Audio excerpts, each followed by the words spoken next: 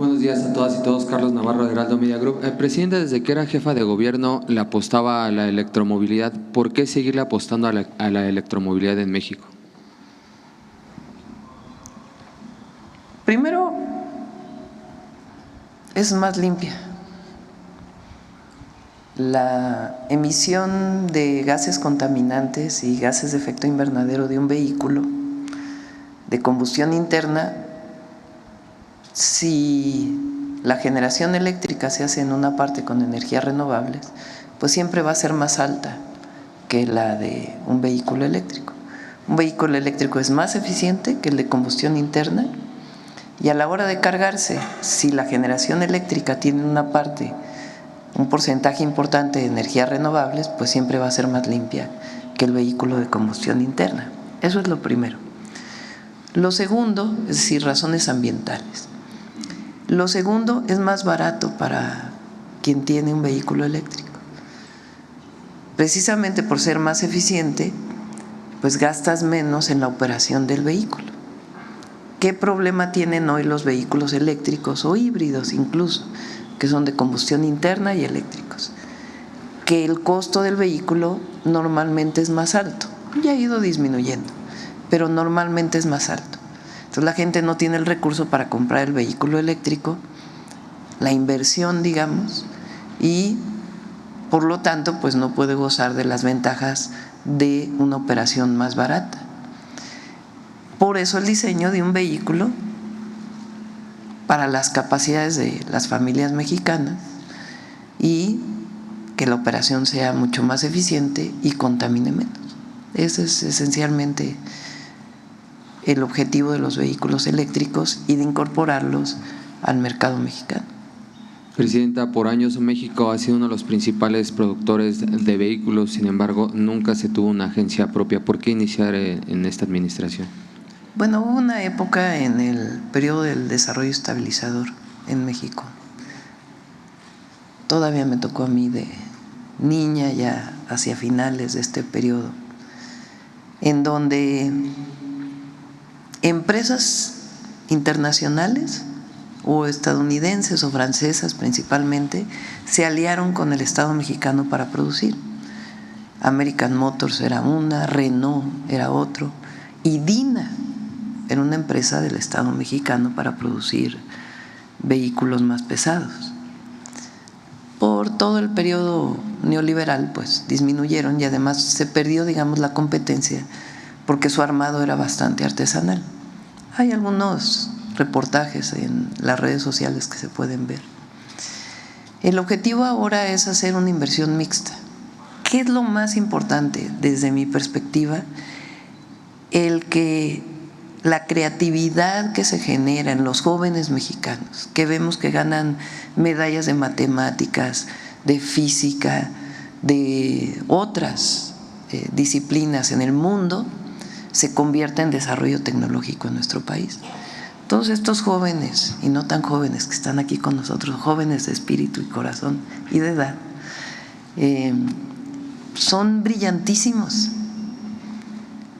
y no había habido un ejemplo en donde decir, a ver, pónganse todos juntos y con este objetivo. ¿Qué objetivo? Diseñar un vehículo eléctrico especial para México, un mini vehículo que tenga ciertas características de autonomía, de velocidad, que sea barata su producción, que el mantenimiento sea accesible y que sea accesible para las familias mexicanas. Ese fue el objetivo. Y ellos se pusieron a diseñar lo que hoy es Olinea. Ahora tenemos que pasar a la producción. Hay varias opciones. Una es que el Estado mexicano lo produjera, pero decimos que no, que lo que queremos es que siga el proceso de inventiva del vehículo eléctrico en México, particularmente los mini vehículos, que es un segmento que no tiene el mercado. O sea, tenemos las motocicletas convertidas en vehículos, sean eléctricas o de combustión interna, y tenemos los vehículos compactos, y en medio no hay un mini vehículo que pueda ayudar al transporte de pasajeros, al transporte de carga, y diseñado particularmente para las calles de los pueblos o de las ciudades mexicanas. Entonces, este es el producto. ¿Cuál es el objetivo? ¿Que se quede aquí? No. Queremos que este equipo siga trabajando. ¿Cómo? Vinculado con nuevos estudiantes. Entonces, la carrera de electromovilidad en el Politécnico, en el Tecnológico Nacional de México, está vinculada con este proyecto. Entonces, jóvenes se incorporan a la educación, se vinculan con la innovación y a su vez con la producción. Es un salto que pocas veces se ha dado en México. ¿Cómo lo vamos a hacer? A través de Nacional Financiera. Nacional Financiera lanza una convocatoria y dice, a ver, ¿qué necesitamos? ¿Quién nos ayuda a producir y quién nos ayude a vender? Porque también es un reto la distribución de los vehículos, no es trivial. Entonces, ¿qué hacemos? Una inversión mixta. Ya hay una primera inversión que es la mente y el diseño y la ingeniería de este equipo. Entonces, ese es pues el ingreso más importante del proyecto. Pero además, el gobierno puede poner un recurso a través de Nacional Financiera y otro pues ya lo ponen los privados. Se hace una empresa mixta y se permite que se siga desarrollando, que se vendan los vehículos y que se siga innovando y que haya línea 3 o línea 4, línea 7, línea 10 y a lo mejor después hay otro grupo que hace otro diseño de electromovilidad que también puede tener acceso a Nacional Financiera y que podamos generar pues una industria de este nicho de vehículos que son importantes para las familias mexicanas, para el pequeño comercio. Ese es el objetivo, ese es el reto. Y hasta ahora pues hemos pasado la prueba más importante, que es el diseño, la creatividad y la posibilidad de producirlo. Porque aquí no solamente es el vehículo que ustedes ven, aquí está también la inventiva de cómo producirlo. ¿Qué autopartes se pueden producir en México? De la gran industria de autopartes que hay en nuestro país. ¿Qué parte tenemos que importar? Por ejemplo, las baterías, pues ya tienen diseñado que haya una empresa especial, si no para producir toda la batería, que hoy no hay toda la capacidad, pues sí para armar las baterías en nuestro país y poco a poco ir generando las cadenas productivas. Este es un ejemplo. Hay otros ejemplos, trabajamos que no los presentamos en su momento aquí, los semiconductores de cierto tipo que se están desarrollando. Hay otro que son drones, sobre todo de vigilancia, que se están desarrollando con la Secretaría de Marina. Hay otro que es de radios, que también se están desarrollando. Hay otro que tiene que ver con satélites, en donde también se está buscando una alianza estratégica para poder lanzar el satélite mexicano y también pequeños satélites y que este proyecto nos ayude a financiar, pues que haya un proyecto académico que esté impulsado alrededor de los satélites, alrededor de los semiconductores, de la electromovilidad. Entonces, este es, digamos, el gran proyecto de desarrollo de innovación y desarrollo tecnológico. Y también hay en humanidades, por ejemplo, cómo garantizar que se conserven las lenguas originarias. Hay un proyecto que tiene que ver con esto. Entonces, pero particularmente para el desarrollo y otros, pero para el desarrollo tecnológico es mucho más que el diseño del vehículo. Tiene que ver con una capacidad de incorporación de la innovación en nuestro país hacia el desarrollo tecnológico. Presidenta, ¿cómo lograr que los que menos tienen puedan tener acceso a un vehículo de esta magnitud? 150,000 pesos, tal vez para algunas personas es más difícil. ¿Cómo ayudar a los que menos tienen? Pues el objetivo es que haya también un financiamiento, que es parte de la convocatoria, que no solamente sea la producción y la distribución, sino cómo a través de Nacional Financiera puede haber un esquema de financiamiento donde pagues en 2 años el vehículo y puedas ir pagando en mensualidades. Presidenta, en otro tema, también tiene que ver con el mantenimiento del vehículo. Es decir, no solamente lo compras y punto, sino a dónde vas a llevarlo, a sus servicios, qué pasa si una batería se te descompone, si tiene un problema. Es decir, es un proyecto integral y por eso estamos buscando empresas que quieran incorporarse a este proyecto. En otro tema, Presidenta, el peso rompe la barrera por debajo de las 17 unidades por dólar. ¿Qué lectura le da? Recuerdo que en 2018, cuando estaba por arribar el presidente Andrés Manuel López Obrador al Ejecutivo, decían que el peso se iba a disparar a las 30 unidades por dólar. Tenemos una economía muy sólida, como todos los países del mundo, porque hoy todos los países del mundo, por el cambio internacional derivado de los aranceles que decidió el presidente Trump o la administración Trump, pues ha modificado la economía mundial y México pues no ha sido la excepción. Sin embargo, pues hemos logrado obtener una buena condición, pero hay modificaciones. Pero la economía está sólida, está creciendo el empleo y incluso la economía está creciendo. Y con los proyectos de inversión va a crecer más todavía. Hay quienes dicen que al bajar el precio del dólar, pues se pierden remesas, se pierden exportaciones. ¿Qué responder a ello, presidente? Bueno, hay quien con un peso muy sólido tiene ventajas y hay quien no tiene tantas ventajas. Los que exportan, por ejemplo, pues tienen menos ventajas con un peso como lo tenemos hoy. Hay también margen en la economía que se mueve pues de acuerdo a las tasas de interés y al mercado internacional. Pero esto quiere decir que se está invirtiendo en pesos. Y si se está invirtiendo en pesos, quiere decir que hay confianza en México. Si no hubiera confianza internacional en la economía mexicana, el peso no estaría como está. Y ya por último, está por cumplir 2 años en su encargo. ¿Es difícil ser presidenta de México?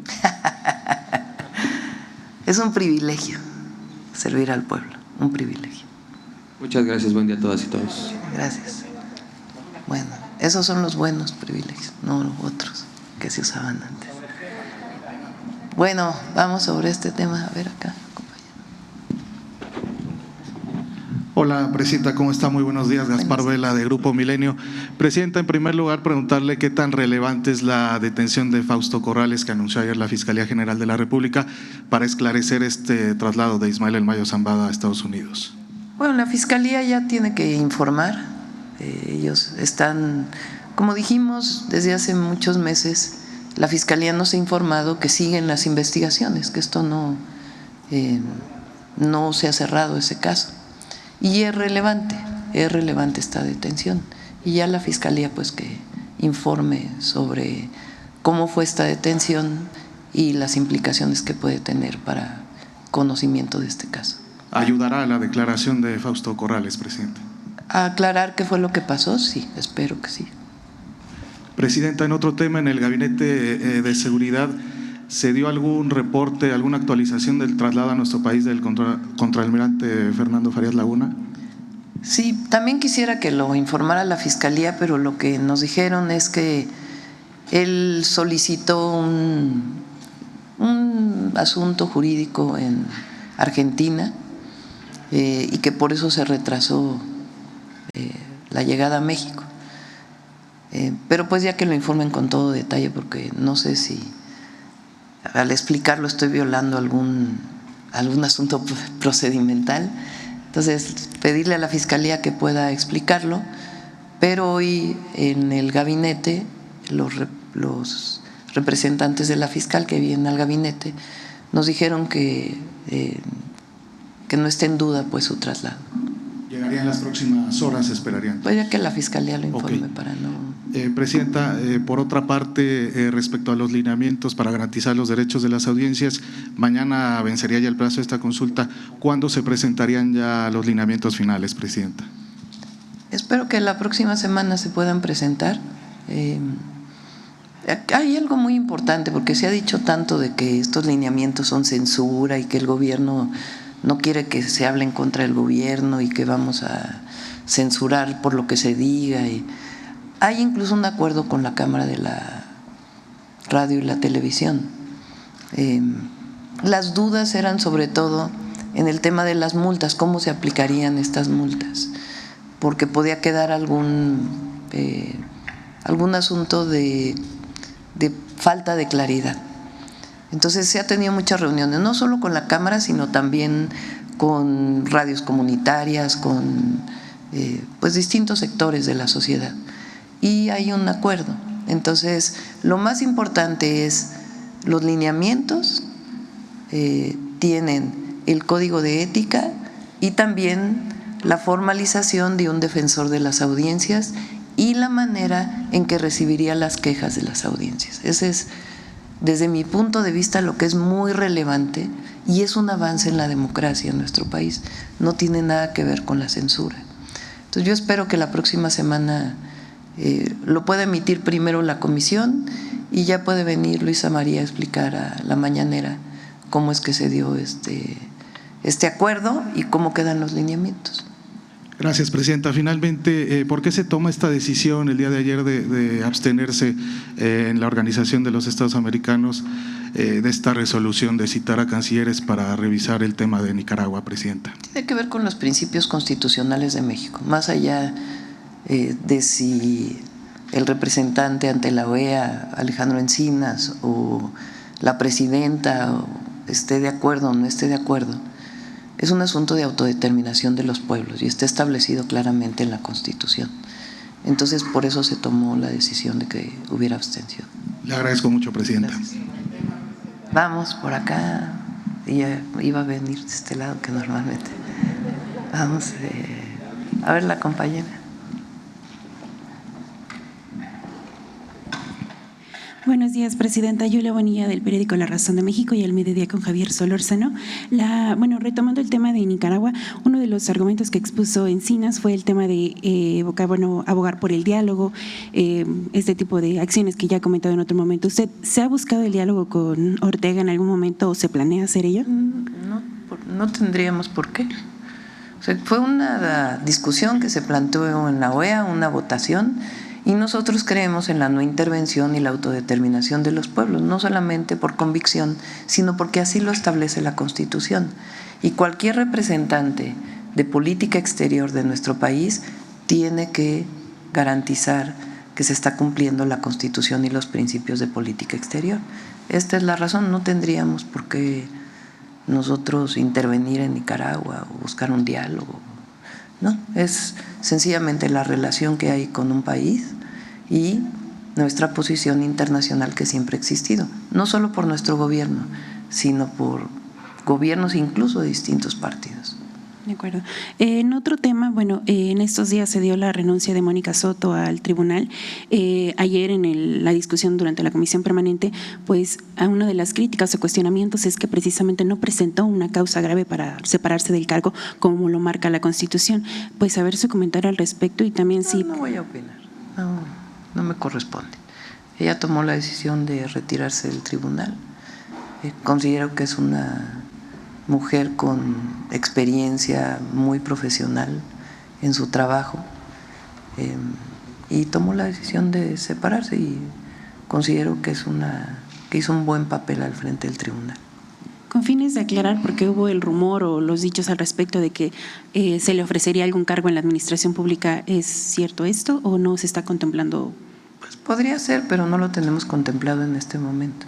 Pero ella está en su derecho. Ella está en su derecho, si son de todo se hace escándalo, de todo, la verdad. O sea, todo, que si renuncia una magistrada del Tribunal Electoral, pues toma la decisión de renunciar. Y me parece a mí que ella hizo un muy buen papel al frente, cuando le tocó ser presidenta y también como magistrada.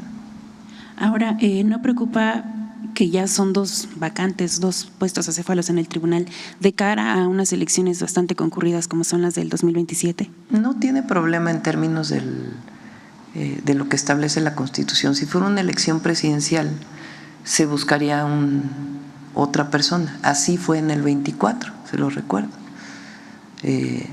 Una magistrada de un poder regional participó en la calificación de la elección presidencial. La reforma al Poder Judicial establece que ellos deben ser electos, como algunos de ellos ya lo fueron. Entonces, pues hay que esperar al 28 para elegir a los a los otros 2 que faltan o más, no sé si más de ellos saldrían del tribunal, no sé cuántos serían, pero hay que esperar a la elección del 28. Insistiendo con el tema, entonces, ¿descarta que se haya cometido una vulneración constitucional al no presentar una causa Eso grave? ya que lo digan los abogados, yo creo que ella está en su derecho y me parece que hizo un muy buen papel al frente del tribunal cuando se fue presidenta y como magistrada. Es una persona muy profesional. De acuerdo. Ayer se presentó el primer caso de gusano barrenador en Sonora, esto aún cuando ya se están liberando estas moscas estériles, a ver si tiene algún balance al respecto de la liberación y también sobre qué si se va a hacer. Que venga Sader para poder hablar del tema. De acuerdo. Gracias, presidenta. Sobre Olínea, miren qué buena noticia. A ver, la compañera. Presidenta. Bueno, la compañera era primero que no había pasado y después te paso el micrófono. Buenos días, Presidenta. Sí. Wendy Fernández, de Global Energy y Poder México.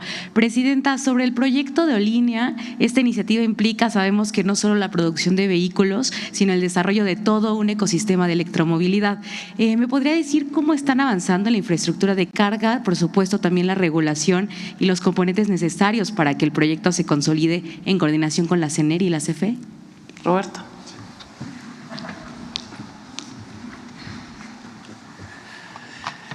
Pues como ya hemos comentado, el proyecto Línea también recibió recursos de manera conjunta con Litio MX de parte de la Secretaría de Energía del Fondo de la Transición Energética para poder llevar a cabo la producción de los packs de baterías en México. Ahorita lo comentó la presidenta, la intención es ir creando un esquema en el que nosotros vamos guiando el camino, abriendo brecha para que se dé este desarrollo de la industria en el país. Es importante lo que estoy diciendo porque la batería más o menos representa como el 40% del costo del vehículo, o sea, de los materiales. Entonces, que nosotros la podemos fabricar y la diseñamos desde cero, la electrónica, la carcasa, el proceso de armado, eso es algo bien relevante porque eso nos permite participar de una manera muy real en la creación de la batería, por un lado. Ahora, por otro, lo que hemos visto en términos de la infraestructura de carga, por supuesto sigue en pie el trabajo que anunciamos el 7 de junio. La intención es poder desplegar una cantidad importante de puntos de carga, pero también hacer ver que de manera, digamos, sin apoyo de nadie, ha habido una cantidad importante de inversión en el país en torno a las inversiones de infraestructura de carga.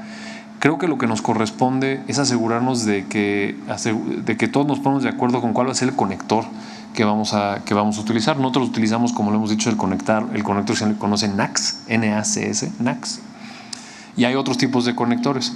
Si nosotros podemos asegurarnos de que todos los coches tienen el mismo conector, pues también vamos a generar un ecosistema más vivo de carga.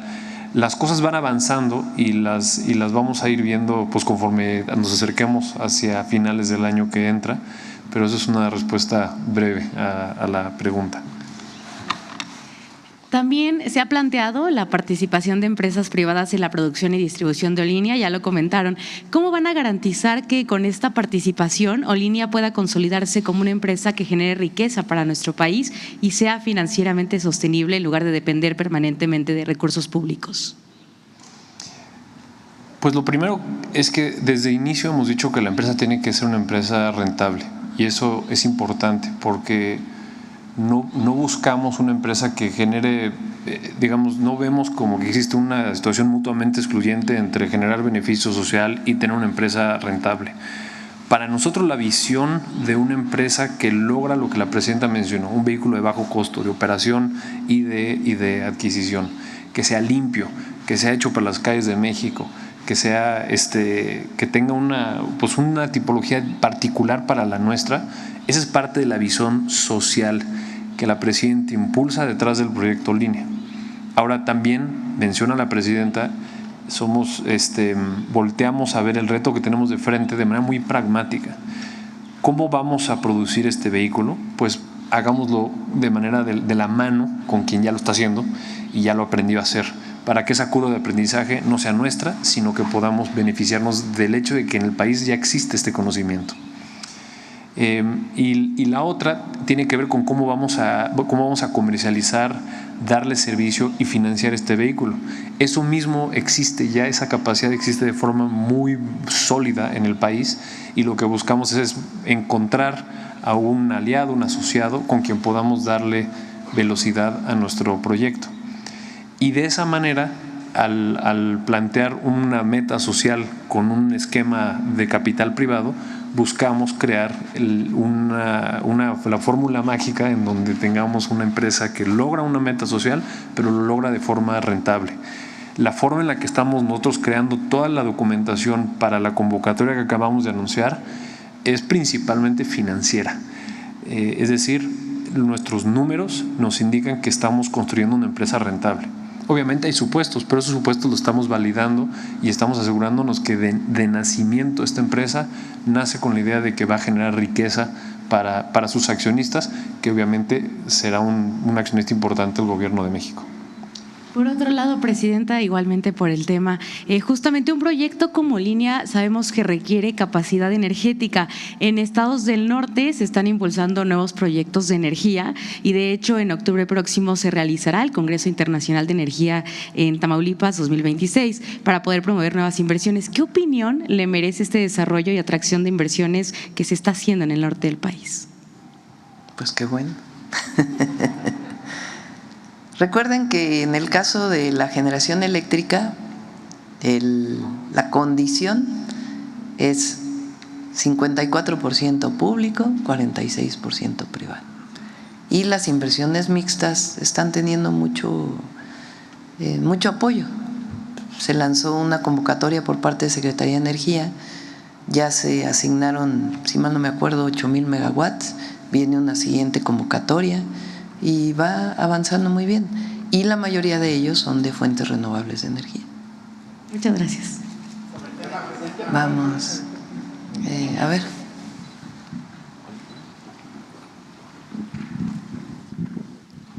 Hola, Presidenta, buenos días. César Huerta, de la revista Polemón. Preguntarle algo que va más allá quizá también de Línea, pero tiene mucho que ver. Durante muchos años los neoliberales nos dijeron que no había que invertir en este tipo de proyectos, que soñar un carro pues no era, que nosotros éramos solo mano de obra barata y que pues los científicos ni siquiera podían desarrollarse aquí en México, sino tenían que irse al extranjero, que ellos solo tenían que preocuparse por la seguridad, por el Estado de Derecho, que decían, que bueno, el presidente López Obrador decía que era de chueco. ¿Usted qué piensa sobre el hecho de que ahora pues en su gobierno, y usted específicamente, Presidenta, pues le da un gran impulso a la industria ahora con este coche, y también algo muy importante, que cree en los científicos mexicanos que pueden lograr hacer cosas como, no sé, González Camarena, que alguna vez hizo la televisión en México y que no creyeron en él y terminó en el extranjero? ¿Por qué es tan importante creer, Presidenta, en las y los científicos mexicanos? Lo contestaría en 3 niveles. El primero, en efecto, el periodo neoliberal, el mercado era quien definía todo. Aquí no tendría por qué haber refinerías mientras la gasolina la pudiéramos comprar lo más barato posible, lo cual implicaba que el concepto de soberanía energética y por lo tanto soberanía nacional no tenía sentido. Pero llegaron a niveles peores. Hubo un secretario de Economía que se atrevió a decir que no debería de haber política industrial en México, que eso era un absurdo. ¿Cómo que no hay política industrial en un país? Es la mayor decisión de que México no puede, de no creer en México y creer en el mercado y en la globalización y no creer en el desarrollo propio. Se cometieron barbaridad y media durante ese periodo. Eso es por un lado, y eso pues se quedó en el pasado. El objetivo, y lo planteamos nosotros, es producir más en México. Uno podría decir, bueno, producir más en México quiere decir que vengan empresas transnacionales a invertir en México, que está bien, no negamos esa posibilidad. Queremos que haya más inversión extranjera directa en nuestro país, pero no solo, queremos también el crecimiento de empresarios mexicanos. Y muchos de los empresarios mexicanos crecieron al amparo del poder público y no por sus desarrollos propios. Y nosotros sí creemos que puede haber desarrollo propio. Eso es lo segundo. Y lo tercero es que pues hay una característica personal. Yo fui científica por 30 años.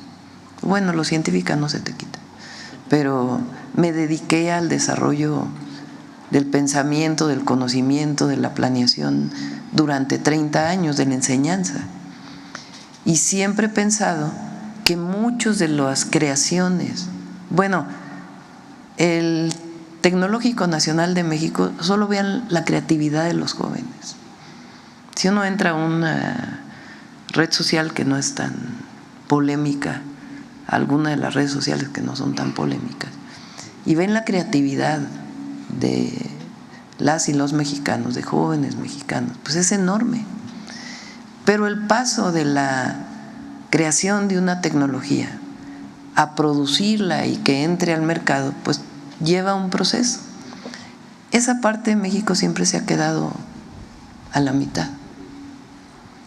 Y uno de los temas que con el equipo hemos estado trabajando es cómo permitir que tanto los proyectos estratégicos que definimos desde el gobierno para el desarrollo nacional tengan viabilidad y no como proyectos necesariamente que requieran permanentemente recurso público, como lo planteó Roberto, sino proyectos que permitan su desarrollo posterior. Entonces, tanto los proyectos estratégicos del gobierno como los proyectos de un joven que quiere desarrollar un proyecto tecnológico y que requiere cierto financiamiento, cierto apoyo de capital inicial para poderlo desarrollar y después ver si tiene entrada en el mercado, sobre todo pensando en los beneficios del país y también los beneficios de la distribución de la riqueza, pues hay que generar esas condiciones en el país. Y esa es una de las labores de Carlos Torres. En su momento Roberto Lázari inició con eso y ahora que se fue de embajador, Carlos Torres toma esta estafeta y la idea es que Nacional Financiera pueda ayudar no solo a dar créditos a los micro, pequeños empresarios, sino a permitir un esquema que financie la creación de ingenieras e ingenieros mexicanos o de otras profesiones. Entonces son por lo menos esas tres razones. Y en el fondo, ¿qué es? Creer en México, creer en las y los mexicanos. Fueron demasiados años, demasiados presidentes que estaban contentos con decir que en México lo que podía ofrecer era mano de obra barata, solamente. Y hoy la verdad es que las propias industrias automotrices nos dicen que la mejor mano de obra que hay calificada es la mexicana, además de los trabajadores mexicanos que sostienen nuestra economía y también en mucho la economía de Estados Unidos y particularmente ciertos estados del vecino país, pues también la creatividad de las y los mexicanos debe tener la posibilidad de desarrollarse. Presidenta, hace poco leí un reportaje en el que dicen que la empresa que más vende autos ahora en el mundo, que es China, ni siquiera empezó vendiendo los autos, empezó fabricando las baterías. ¿Hay posibilidad de que con Aerolínea pensemos que en en el quinto piso de la transformación o en algo así, tengamos una empresa también fuerte y que construya más empleos y que sea también para que México sea autosuficiente en este tema? No, lo que nosotros queremos es dejar un modelo que permita que la electromovilidad tenga una oportunidad en el país, incluso para la exportación. ¿Por qué no pensar que Aerolínea en el futuro puede exportarse a otros países? Pero es la cadena, es completo, es desde la formación de los jóvenes ingenieros en electromovilidad o científicos, físicos, matemáticos, vinculados con este desarrollo, hasta la producción y la competencia que pueda haber, porque la idea es que no, el mercado no lo domine línea, pues es una marca pequeña frente a todo lo que existe en la industria automotriz. Es un diseño para el mercado mexicano en un nicho que es importante para el desarrollo nacional. Entonces, pero así como que surjan otros proyectos. Hay muchísimos. Por ejemplo, el Instituto Mexicano del Seguro Social está desarrollando un equipo de hemodiálisis y diálisis, los investigadores del IMSS, médicos que se dedican a la investigación y biotecnólogos, y están trabajando con ciencia y tecnología. ¿Para qué? Pues para que pueda desarrollarse un equipo que no, además no dependamos con unos precios altísimos de todos los equipos internacionales. Y así permitir que los científicos mexicanos, que la ciencia mexicana, pues no solamente que es importante, se traduzca en la producción de artículos internacionales, nacionales o en proyectos específicos, sino que permita también incorporarse al desarrollo nacional. Y Presidenta, en otro tema, bueno, en el PAN volvieron a salir con una ocurrencia. Ahora resulta que quieren acabar con el programa de las escuelas nuestras, van a presentar una iniciativa y ellos quieren controlar los recursos de ese programa, ¿no? Quieren que por medio de sus alcaldes, creen que es mejor hacer que a comparación de lo que pasa ahora, que son los propios padres de familia, que son los quienes deciden en qué se debe de invertir en las escuelas. ¿Qué piensas sobre esta ocurrencia de los panistas que pues ya no saben? A lo mejor quieren parte del recurso, no sé. Es mucho más eficiente como se hace ahora. Además de la participación comunitaria, de incorporar a madres y padres de familia y a los maestros en la mejora de las escuelas y a las niñas y a los niños, es muy eficiente porque se da el recurso a las madres y padres de familia, ellos compran el material e incluso pueden emplearse para el mantenimiento de la escuela. Y es totalmente transparente y se hace muy eficiente. 100,000 pesos los convierten en una mejora que si se contratara una empresa, hiciera la obra, pues no tendría ni la eficiencia ni los recursos que se destinarían. Por supuesto que tiene límites. Si vas a construir una nueva escuela, pues no necesariamente es con la escuela es nuestra. También hay participación de los municipios. Pero los municipios tienen recursos para destinarlos a las escuelas. Las entidades de la República tienen recursos para destinarlas a las escuelas. Este es un programa de mantenimiento permanente de las escuelas o de pequeñas obras que se requiere un baño, que se requiere un pequeño cuarto, en fin, permite que se desarrolle y además integra a la comunidad. Es algo hermosísimo lo que pasa con la escuela es nuestra.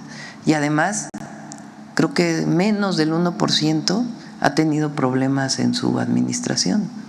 Entonces, ¿qué sentido tiene que en vez de que le des los recursos a madres y padres de familia, los tenga un municipio para contratar una empresa?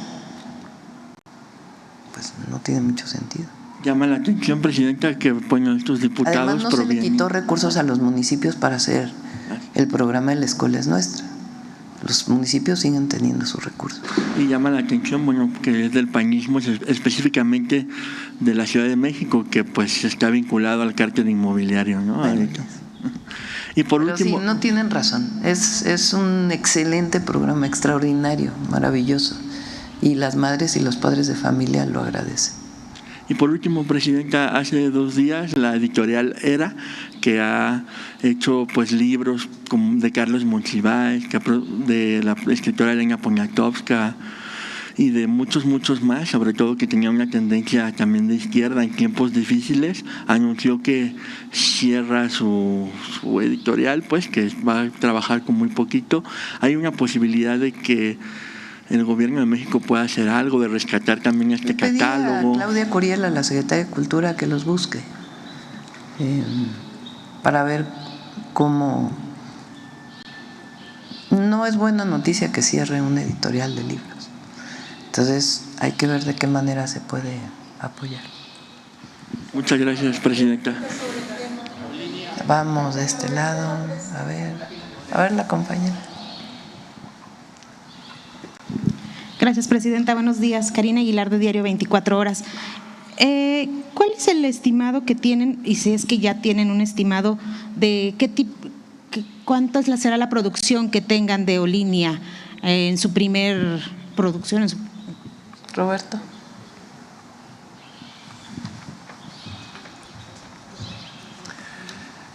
Nuestra meta es una planta que tenga la capacidad de fabricar 50,000 unidades al año. Vamos a empezar nuestro primer año con una producción de alrededor de 10 y la intención es ir escalando rápidamente hacia esa meta. 10,000. Empezamos con, perdón, empezamos con 10 y escalamos a 50, 10,000, discúlpenme, 10,000 unidades anuales y escalamos a 50,000 unidades al año. Muchas gracias. También preguntarle, presidenta, si la presencia del secretario de Seguridad, Omar García Harfuch, en Argentina ayudó para destrabar este tema administrativo para que pudieran ya trasladar a Farías. No fue a ese tema y no, es un asunto de la Fiscalía que vienen trabajando desde hace tiempo y Relaciones Exteriores, porque es a través de Relaciones Exteriores que se hace el contacto con Argentina y las autoridades argentinas. Digamos que entonces solo fue una casualidad que… Sí. También, en el caso del pago a proveedores y servidores y prestadores de servicio que se contrataron con Pemex, todavía existen adeudos que incluso ni siquiera se han podido facturar desde 2024 con Pemex. ¿Qué va a pasar en estos casos? ¿Cuál es la estrategia a seguir para que se les puedan pagar a estos prestadores de servicio? Yo creo que son muy pocos ya.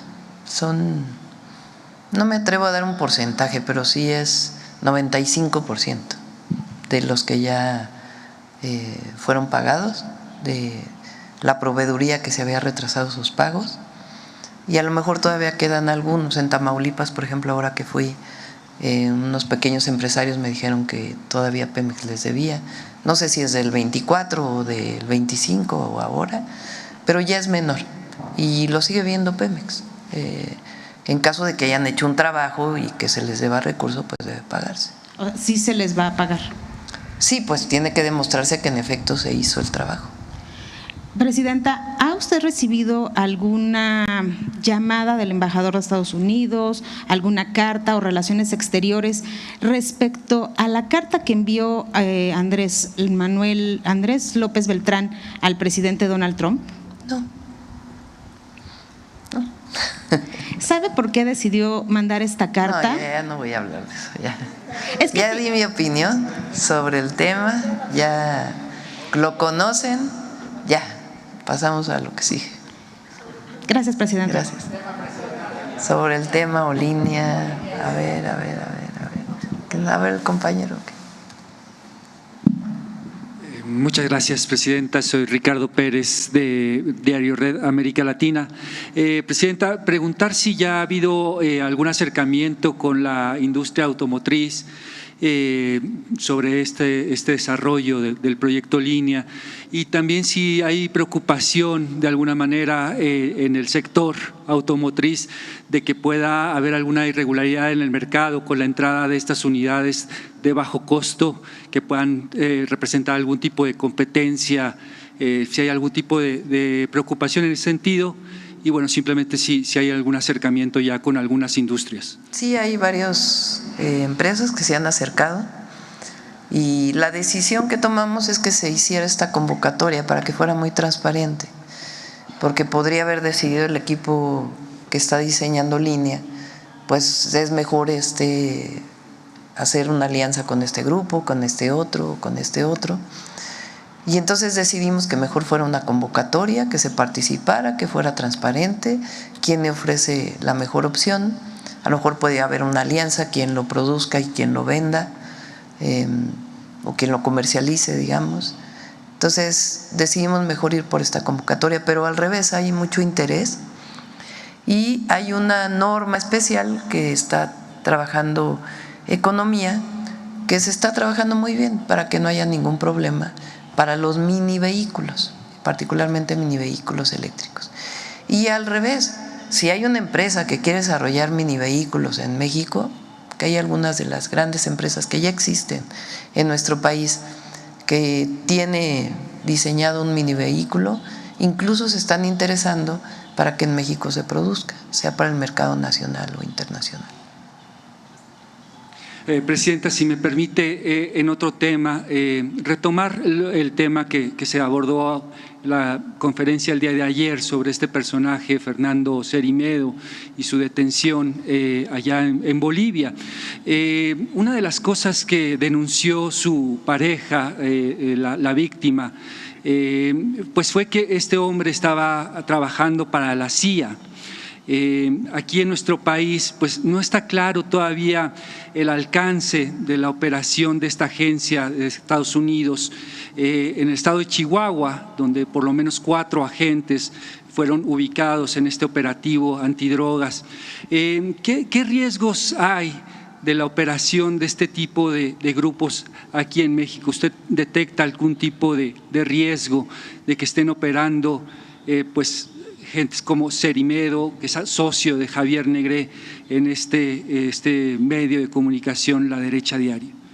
No, pues claro que están difundiendo noticias sobre México, muchas de ellas falsas, por cierto, y son parte de este esquema que ayer platicó Luisa también en la tarde, del uso de las plataformas digitales y las redes sociales para propagar noticias falsas a partir de la compra de cuentas o de cuentas que compras su reproducción en las distintas redes sociales y que se vinculan unas a otras.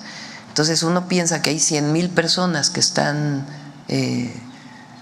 haciendo publicaciones en las redes sociales, pero en realidad son como 20 y se propagan a través de robots, y más ahora con la inteligencia artificial, para generar tendencias de opinión en las redes sociales.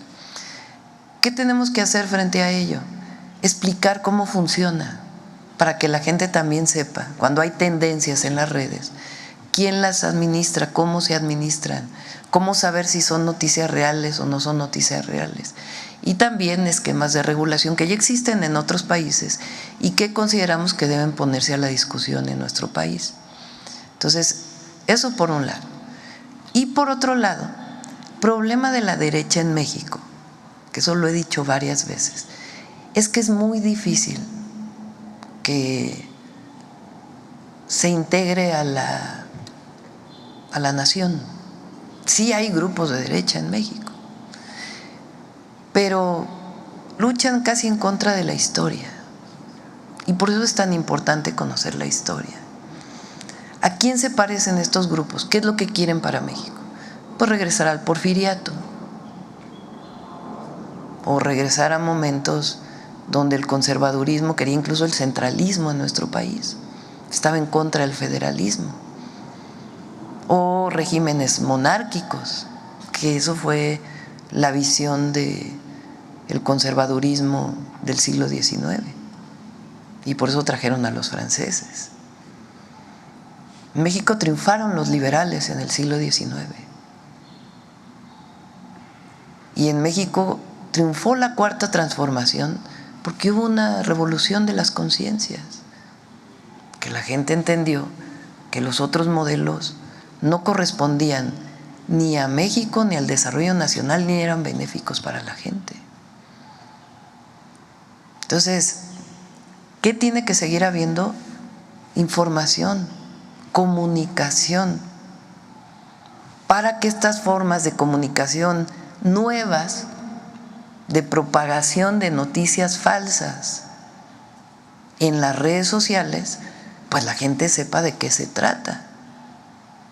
Han ganado así elecciones en América Latina a través de esta propagación de noticias falsas, que es muy difícil contrarrestar porque tienen mucho dinero y esquemas de operación que se manejan desde hace mucho tiempo. Entonces, ¿qué es lo que hay que hacer? Informar, informar, informar, informar. Por eso lo que informamos aquí, por eso sostener la mañanera, para que se conozca qué es lo que estamos haciendo, o línea, un caso, o 400,000 lugares para preparatoria, o más universidades, o los programas de bienestar, o las carreteras, o los puertos, todo lo que está haciendo el gobierno de México. ¿Cuál es nuestra visión del desarrollo del país? ¿Cuál es nuestro proyecto de nación? ¿Y por qué lo que estamos haciendo? ¿Y cómo difundirlo? Y que la gente, a la hora de que vea un programa de televisión, que escuche el radio o que vea las noticias en las redes sociales, pues tenga también comparación y que conozca que mucha de la propagación de las noticias pues tiene que ver con estos mecanismos comprados en las redes sociales. Entonces, ¿este grupo opera en México? Claro que opera en México. ¿Está vinculado con alguna agencia de los Estados Unidos? Pues conocemos lo que se conoce a través de los comunicados públicos y lo que dijo la esposa de esta, que fue víctima de intento de feminicidio de esta persona. Pero ¿cuál es la manera que tenemos nosotros? Uno, que cualquier agencia internacional de cualquier país del mundo que quiera tener personas en México tiene que cumplir con la Constitución y con la Ley de Seguridad Nacional y tiene que respetar a México. La no intervención, la no injerencia. Y además la información, que sepamos cómo funcionan las redes, en todos los sentidos, tanto la adicción que crean en una niña o en un niño y que puede tener consecuencias en su crecimiento, como el uso de la inteligencia artificial para propagar noticias falsas. Es importante que se conozca y buscar la mejor regulación posible sin que raye, que no tenga nada que ver con la censura, porque siempre hay un límite. Y por eso esta discusión amplia que estamos haciendo. Primero, para el impacto que tienen las niñas y en los niños, que es muy grave. Y segundo, pues para todo el tema de la difusión de noticias, etcétera, que entre todos los partidos políticos que lo discutan los académicos, que se ha hecho en otros países. Pero de que operan en México, pues claro que operan en México. Ayer pues lo vimos. Nada más que no quiero entrar a un tema personal, de discusión personal, sino más bien porque ellos lo hicieron personal, pues yo ayer me parecía importante, además alguno de ustedes lo preguntó. Pero lo que más creo que debe interesarnos como mexicanas y mexicanos es cómo opera la propagación de estas noticias. Y un componente importante de los mensajes que difunden, por ejemplo, estos medios de comunicación, pues son los mensajes de odio, el odio que difunden. Usted ha mencionado que hay sectores en Estados Unidos que buscan interferir en México, hacer algún tipo de injerencia. ¿Es a través de estos medios que buscan, o podría ser que a través de estos medios estén buscando influir y generar desestabilización en el país? Sí, de estos y otros medios que se vinculan con estas redes de la derecha internacional que busca influir en todos los países. ¿Qué decimos nosotros? Autodeterminación de los pueblos. ¿Quién decide en México? Las mexicanas y los mexicanos. Esa es la democracia y esa es la soberanía. Hay ejemplos en otros países donde pues se han prohibido las cuentas de este tipo. Brasil es un caso. En este debate sobre los lineamientos a los concesionarios de radio y televisión, pues se está dejando fuera la protección a las audiencias que consumen este tipo de información a través de plataformas digitales. Muchos de ellos, personas muy jóvenes, los jóvenes prácticamente se informan a través de estas plataformas, Presidenta. ¿Cómo hacer frente a esta situación ante este aparato gigantesco y multimillonario de difusión de noticias falsas y de manipulación? Pues lo primero es plantearlo aquí, discutirlo, hablarlo, decirlo, que se conozca y después abrir la discusión, el debate nacional para ver cómo garantizamos la democracia. Porque no es garantizar una opinión o la otra, no, yo no creo en eso, no creo en la censura. Lo importante es garantizar la democracia, y la democracia al final es el gobierno del pueblo, ¿Cómo garantizar que se cumpla la Constitución? Que la soberanía reside en el pueblo. ¿Cómo garantizar que no haya injerencia? Y mucho tiene que ver con la conciencia de la gente. Ya la regulación, por eso digo que se abre el debate. Muchas gracias. Gracias. Vamos sobre Olinia. A ver, el compañero que hace rato habló acá de este lado. Presidenta, pues de antemano felicidades por el proyecto. Creo que como plan de gobierno en el proyecto nacional es un hitazo desde mi punto de vista, si me permite calificarlo así, puesto que viene a revolucionar no nada más el tema de la industria mexicana, sino también lo que es el comercio interno dentro de nuestro país.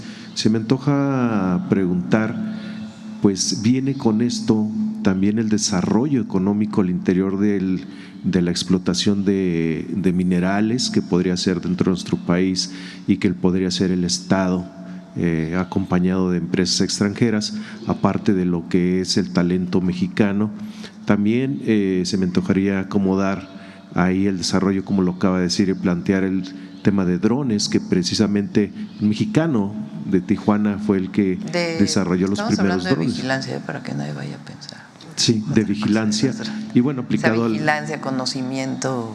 Está el tema también de la agricultura, cámaras, donde se usan drones, vigilancia, sí, que es parte de su proyecto, incluyendo también el tema aeronáutico, ahora con las flotillas de aviones que, bueno, se tienen que comprar a otros países. ¿Por qué no México también aprovechar este boom y llevarlo al nivel aeronáutico?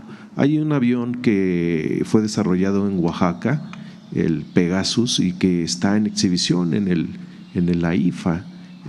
Hay mucha tela de dónde cortar en este sentido, pues el beneficio también, si me permite, comparado con autos chinos que ya circulan dentro de nuestro país, e incluso de carga aquí en el centro histórico, pequeños vehículos, los beneficios también que trae esta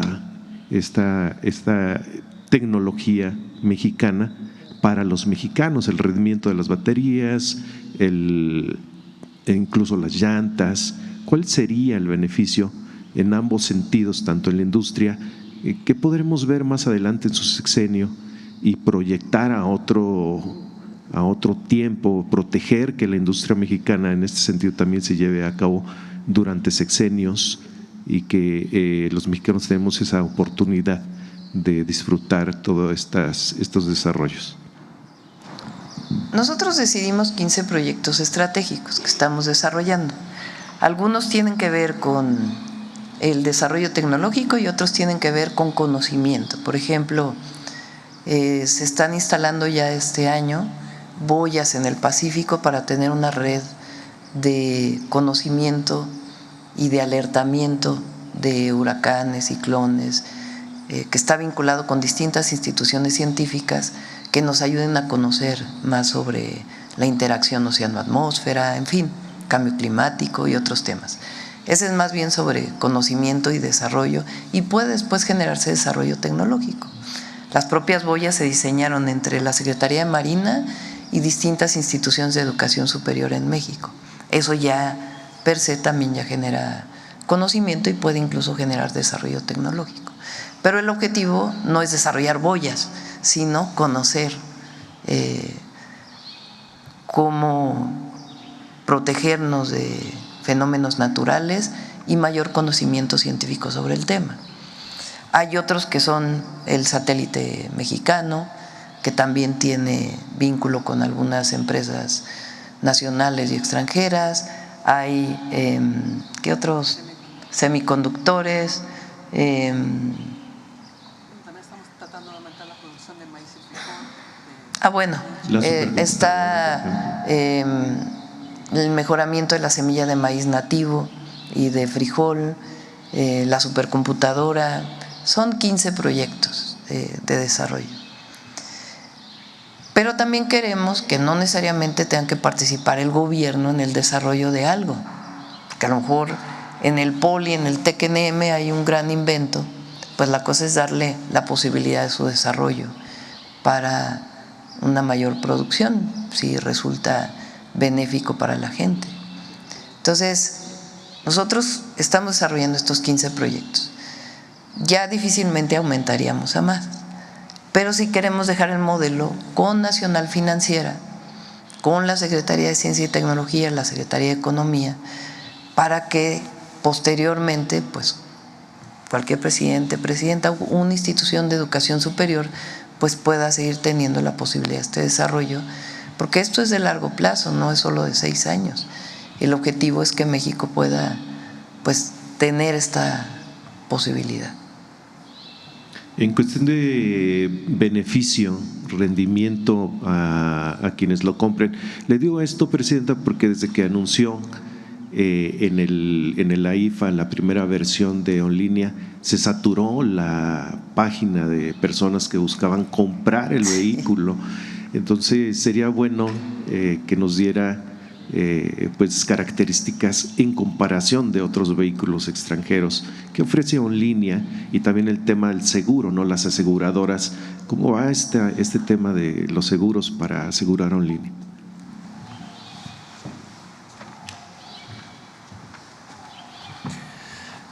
Es cierto que ha habido un gran interés para OnLínea. En este momento tenemos a más de 20,000 personas que han registrado interés en la página de internet, y de hecho, ahorita aprovechando, si ahorita se meten a la página de OnLínea van a encontrar ya información sobre este vehículo. Lo primero que tenemos que hacer, que no suena muy emocionante pero es muy importante, es asegurarnos que tenemos una norma para esta categoría de movilidad. ¿Por qué no tenemos mini vehículos? Lo acaba de decir la presidenta. No es porque no los ocupemos, es porque no existe la categoría en México. Entonces, si hoy en día traemos un mini vehículo de otra parte del mundo acá, no hay cómo emplacarlo. Un ejemplo, en Europa las motos tienen placas chiquitas, los coches tienen placas grandes y los mini autos tienen placas medianas. Es tal cual un tipo de placa distinta. Y aquí lo que buscamos es hacer algo igual. ¿Cómo diseñamos nosotros nuestro vehículo? Pues nos aseguramos de que estábamos cumpliendo no solamente con lo que buscamos cumplir para el mercado mexicano, sino que fuera competitivo con lo que vemos en el mercado internacional. Es decir, si el día de mañana, mejor dicho, el día de mañana que ya el vehículo esté a la venta con la norma autorizada, vamos a poder competir en igualdad de circunstancias con cualquier empresa que vende este tipo de vehículos. Entonces, ¿cómo es un mini vehículo en otras partes del mundo? Pues también son vehículos pequeños, de una huella más pequeña que la de un auto normal, inclusive un subcompacto. Es un vehículo generalmente de baja o de media velocidad, con una batería también más reducida, es decir, un rango de alrededor de los 100 kilómetros, con prestaciones tecnológicas particularmente diseñadas para que el costo del vehículo sea el menor posible. Destaco 2 casos que creo que son importantes. El primero, el de Japón. En Japón, los coches más vendidos de Japón se llaman K-Cars y es un mini auto. Tienen diferentes cualidades porque son principalmente de combustión interna, pero el mini auto en Japón es sumamente popular. Y durante varios años en China también se han vendido ya cerca de 1 millón de vehículos de mini autos al año en el mercado chino. Entonces nosotros hemos volteado a ver todo eso para asegurarnos de que nuestro vehículo puede competir allá, bueno, no allá, mejor dicho, sino con esos productos, pero particularmente cómo va a competir aquí el día que esos productos ya normados puedan entrar al país. Y por último, Presidenta, si me permite, muchas personas empezaron ya a transformar los vehículos, al menos de manera digital, como lo veíamos ahí. ¿Cuál es su sentimiento al ver a los mexicanos tunear sus vehículos, incluso antes de tenerlos? Y si usted tuviera oportunidad de tunear uno, ¿cómo lo haría? ¿Es cuánto? A mí me gusta el de carga, me gusta. Si yo me comprara un vehículo sería este, aunque no me dedicara al comercio. Bueno, yo creo que una última. A ver, la compañera, y ya cerramos. Y vamos con Mujeres en la Historia, y si les parece nos tomamos una foto ahí todos. Sí, Presidenta, buenos días a todos. Sandra Aguilar, de Grupo Informativo. Preguntarle, Presidenta, también a los investigadores, a ver si ya se instalaron estos 2,000 puntos de recarga en el Estado de Puebla, en la Ciudad de México, en el Estado de México. ¿Cómo va este proceso?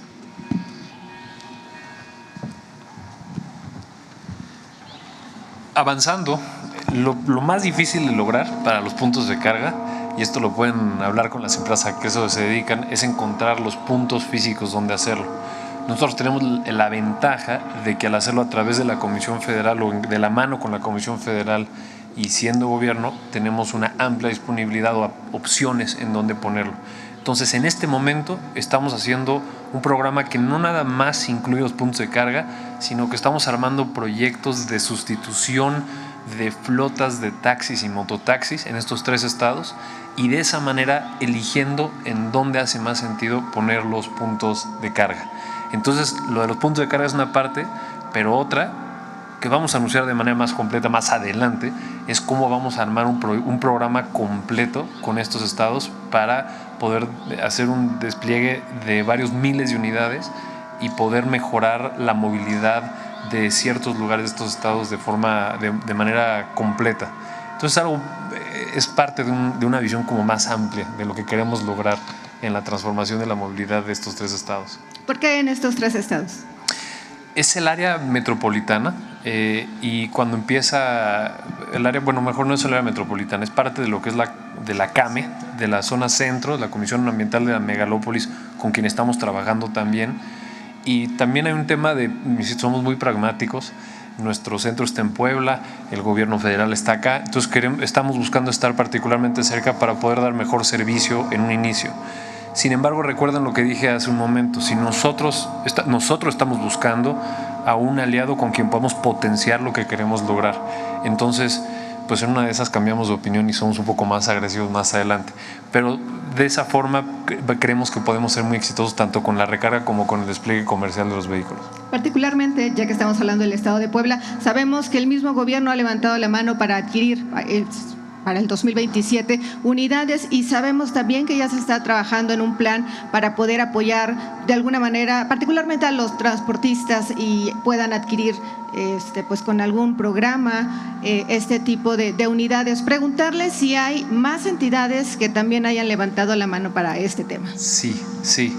De hecho, les acabo de compartir que nuestro primer año de producción son 10,000 unidades. ¿En cuántas vamos ya? Vamos como en 8,000. Ya tenemos comprometidas 8,000 unidades, es decir, casi nuestro primer año de producción ya lo tenemos comprometido en diferentes estados de la República. La mayoría está en estos 3, pero no todo. Tal vez ya se la dejamos para más adelante, pero ese trabajo es algo que llevamos haciendo de varios meses, con la intención de que podamos rápidamente salir a las calles del país. Le agradezco. Finalmente, gracias. Presidenta, no había tenido oportunidad, precisamente estuvimos en esta gira que realizó por Tamaulipas, sabemos que llevó buenas noticias, pero yo quisiera preguntarle cuáles son las gestiones o cuáles son las peticiones que ya hizo público en algún momento le realizó el gobernador del Estado, Américo Villarreal, para Tamaulipas. Bueno, no hay alguna en particular, estamos trabajando en varios temas. Agua. Estamos trabajando también en posibilidades de desarrollo productivo en el norte de Tamaulipas. Él está desarrollando el puerto de Matamoros y está también en Altamira. ¿Altamira es? No. Sí, Altamira. Altamira, sí. Pero sobre todo, lo que era la agroindustria en Tamaulipas, en la zona noreste, ha tenido muchos problemas porque hay menos agua ahora, que mucho de ello se asocia con el cambio climático. Entonces el gobernador está buscando distintas alternativas y ahora está trabajando también con SADER para ello, pero trabajamos muy bien con el gobernador Américo Villarreal. Muchas gracias, Presidenta. Gracias. Vamos, Mujeres en la Historia, y luego nos tomamos una foto allá. Permiso, Presidente. Muy buenos días a todas y a todos. Hoy vamos a hablar de una mujer icónica en la época del cine de oro mexicano. ¿Recuerdan a María Candelaria? ¿De quién hablamos? Hablamos de Dolores del Río, quien encarnó a la mujer rural y a través de sus personajes retrató los desafíos y las desigualdades que enfrentaban nuestras comunidades indígenas. Pero no todo fue luces, cámara y acción en la vida profesional de Dolores, pues existe una faceta poco conocida, podría decirse desdibujada por su avasalladora carrera artística. Dolores tuvo un papel protagónico en la organización sindical de la Asociación Nacional de Actores, ANDA, donde junto con otras compañeras actrices impulsó mejoras laborales a través de la plantilla Rosa Mexicano.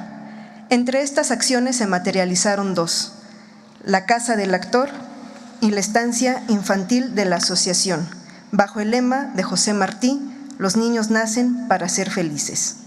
Durante la inauguración de la estancia infantil en 1974, Dolores pronunció el siguiente discurso: sin ningún propósito de vanidad, pido permiso y disculpas porque quiero hablar muy brevemente de Dolores del Río. Mi participación en esta estancia infantil es como mi ofrenda agradecida, como pago obligatorio por tantos privilegios. No quiero dejar únicamente el recuerdo de unas cuantas actuaciones aplaudidas. Lo que deseo es que algún día pueda decirles que Dolores del Río, no como artista, sino como mujer consciente de la tarea principal y obligatoria que es la solidaridad humana, el servicio y el amor a nuestro prójimo, hizo un esfuerzo por lograrlo y justificar de ese modo su existencia y sus inmerecidos privilegios. Cada madre artista, cada niño que reciba aquí una enseñanza, un alimento, una caricia, le da a mi vida un nuevo significado, el amor y la entrega a nuestros semejantes en este tránsito y doloroso y gozoso que es la vida, es mi nuevo significado. Conozcamos más a Dolores del Río.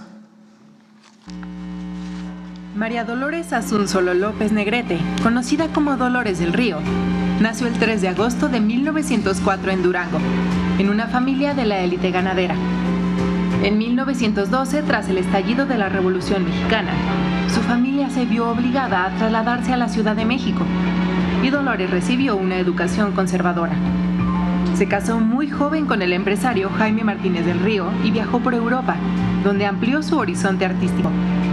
A su regreso a México se integró a círculos artísticos e intelectuales de la capital y en 1925 Dolores fue invitada por el director estadounidense Edwin Carey a incursionar como actriz en Hollywood.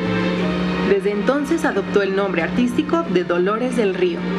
Ese mismo año debutó en el cine con la película Joanna y en 1926 obtuvo su primer papel protagónico en la película What Price Glory. A finales de los años 20 se sumaron en su creciente carrera otras producciones del cine mudo. Con la llegada del cine sonoro, Dolores del Río fue relegada a papeles secundarios por su marcado acento en inglés, pero logró mantenerse dentro de la industria. En la década de 1930 su carrera comenzó a perder impulso, en parte por las presiones políticas que la vincularon con el director comunista Sergei Eisenstein, además del impacto mediático de su relación con el actor y director Orson Welles. Por ello, en 1942 regresó a México y se integró al equipo creativo de Emilio el Indio Fernández, Gabriel Figueroa y Pedro Armendáriz. Con ello se convirtió en uno de los rostros más icónicos de la época de oro del cine mexicano. Películas como Flor Silvestre, María Candelaria, Bugambilia y Doña Perfecta consolidaron su prestigio actoral. En una entrevista, Dolores del Río resumió su filosofía de vida. Yo recomiendo disciplina. Creo que es lo más importante para llegar a un sitio importante en la vida. Claro, hay que tener talento, pero el talento sin disciplina no creo que valga mucho. A partir de la década de 1950 incursionó en el teatro.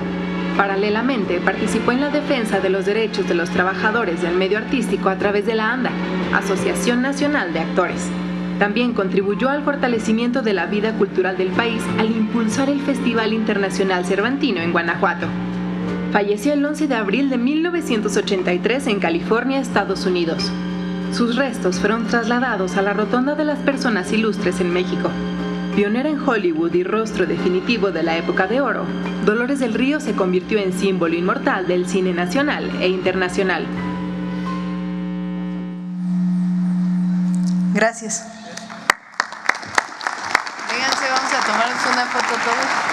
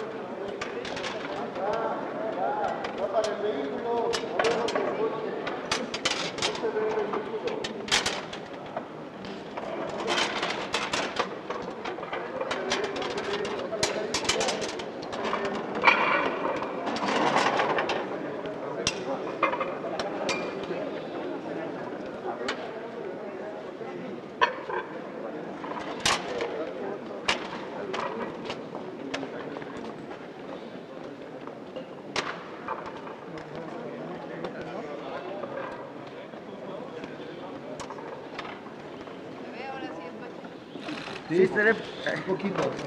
De este lado, por favor.